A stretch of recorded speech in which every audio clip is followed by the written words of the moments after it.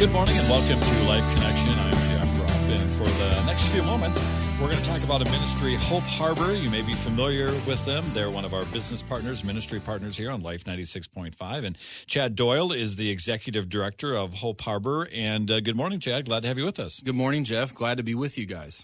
Well, let's talk about Hope Harbor. What's your mission? What's your ministry? What is it all about? Yeah, Hope Harbor exists to give hope to families by equipping, empowering, and anchoring them to Jesus. We're a Christ-centered ministry that really focuses on reconciling teens and families.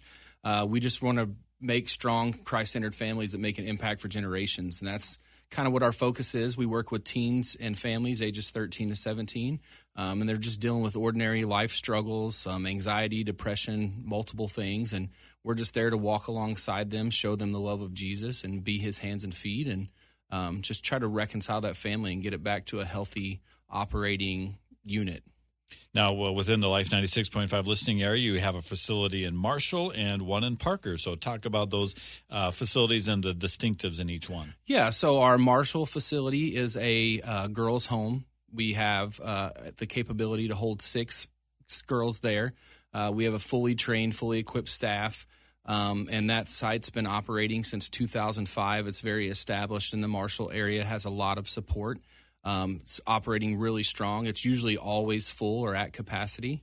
Usually a wait list that goes along with that site too, but we're always there to take you in or to help or give advice. And then we have our boys facility in Parker, which is we have the capability there to actually hold 12 boys. It's a much larger facility.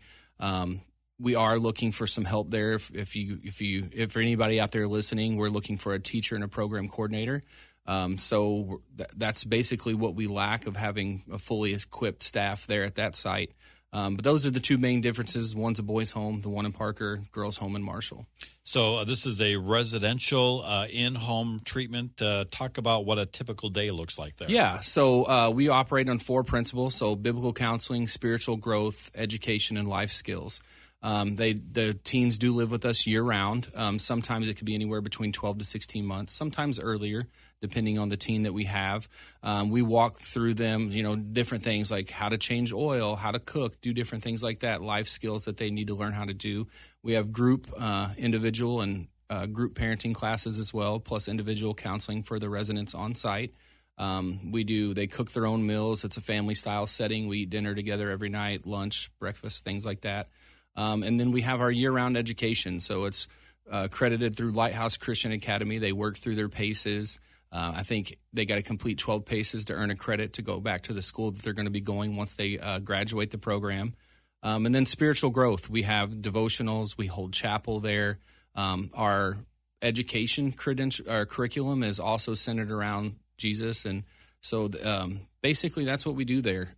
We just try to equip them the skills that they need to grow and succeed, and to get back to regular life outside of Hope Harbor, and just set them up with the best success to go back to their families, go back to school, and just really succeed in life.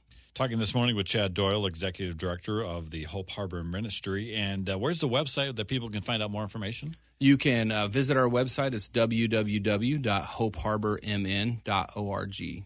That's, again, hopeharbormn.org.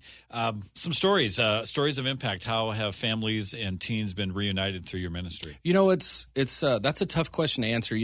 What that looks like on a daily basis is different for everybody. We do have those really big impact stories. For instance, we had a family come to us, and most families that do come to us are hopeless. They've pretty much exhausted all of their options, and they're basically, what's next?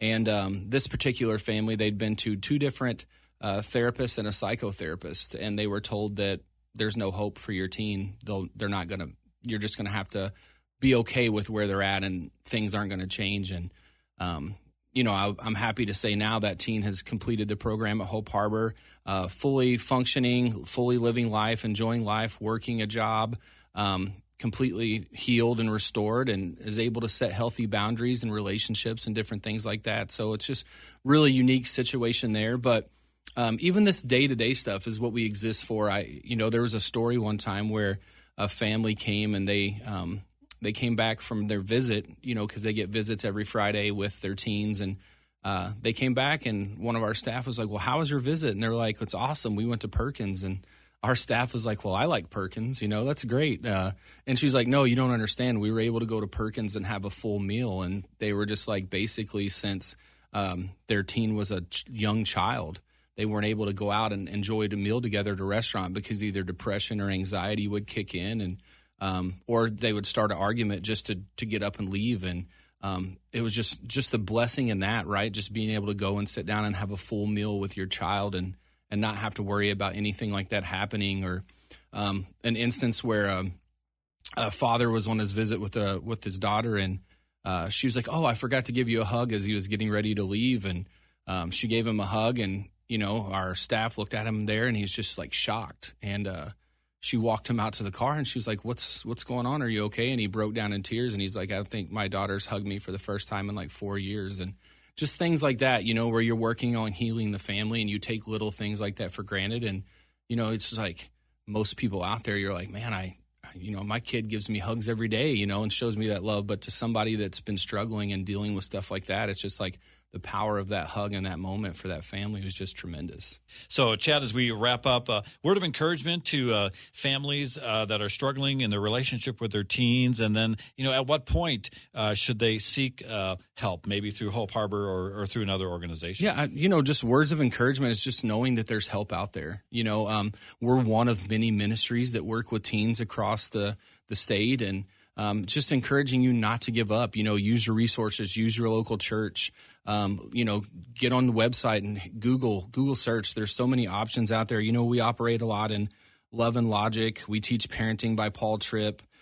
We go to schools. We'll even come to your homes and lead classes and kind of talk to you about bullying, sex trafficking, and multiple things that's going on, social media, safety of social media with your teens. So just many resources that we have available. If you're looking for anything, don't be afraid to go visit our website. Give us a call. If it's not as a potential placement, just hey, I need help, and would you be willing to come and speak and do this? And we're all for it. But I guess the biggest thing that I could leave you with is just don't lose hope, because there is someone out there. There is a program out there. There's a person. And as long as God, as long as Jesus is on the right-hand throne of God, then there's always hope. Chad Doyle, Executive Director of Hope Harbor, our guest this morning on Life Connection. And for more information, it's the website is hopeharbormn.org. That's hopeharbormn.org. I'm Jeff Rupp. This has been Life Connection, a presentation of Life 96.5 and Faith 1270. Join us again next Saturday morning for more